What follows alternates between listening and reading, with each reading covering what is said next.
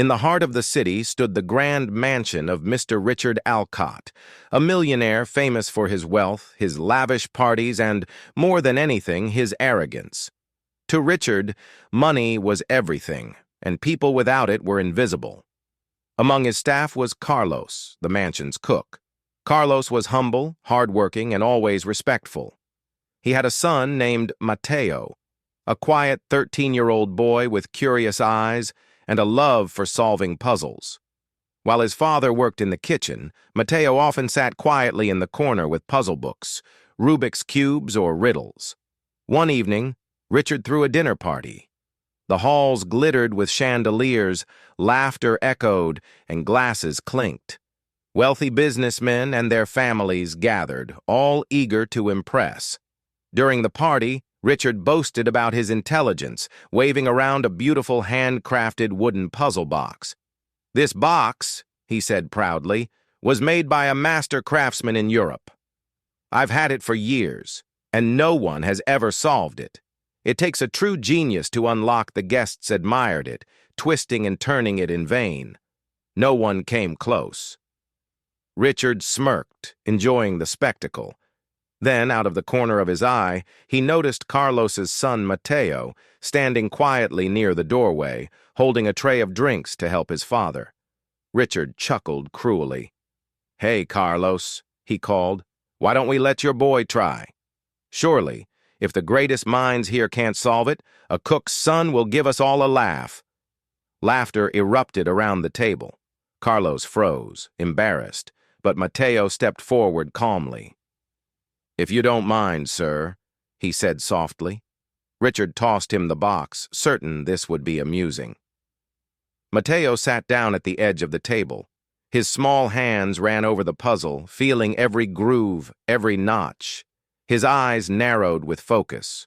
While the guests whispered and smirked, Mateo entered a world of his own. 5 minutes passed, then 10. The laughter slowly faded into silence. Click. A sharp sound echoed. Mateo's fingers twisted the final piece and the box sprang open. Gasps filled the room. Inside lay a delicate golden key, hidden for years. Mateo looked up with a shy smile.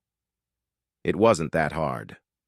You just needed to see the pattern," he said. The entire hall erupted into murmurs of disbelief. Richard's smug expression shattered. He stood speechless as his guests stared, not at him, but at the cook's son, who had done what none of them could. Carlos, standing at the back, wiped his eyes, overcome with pride. Finally, one guest began to clap, then another. Soon, the hall echoed with applause for Mateo. Richard forced a smile, trying to hide his embarrassment. "Well, it seems the boy has a gift," he muttered. But deep inside, he knew something had changed. That night, while the guests left buzzing about the boy genius, Richard sat alone with the open puzzle box. For the first time, he questioned himself. Not his money, not his status, but the arrogance that had blinded him to true brilliance. The next morning, Richard called Carlos and Mateo into his study. "Mateo," he said, his tone softer than usual, "how would you like a scholarship? The best schools, the best teachers. Your mind deserves more than being wasted in the shadows." Mateo's eyes widened. Carlos placed a trembling hand on his son's shoulder, tears streaming down his face.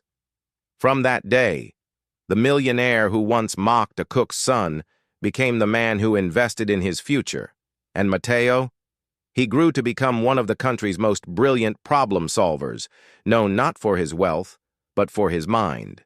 Never measure someone's worth by their status. True genius, true greatness can come from the humblest of places.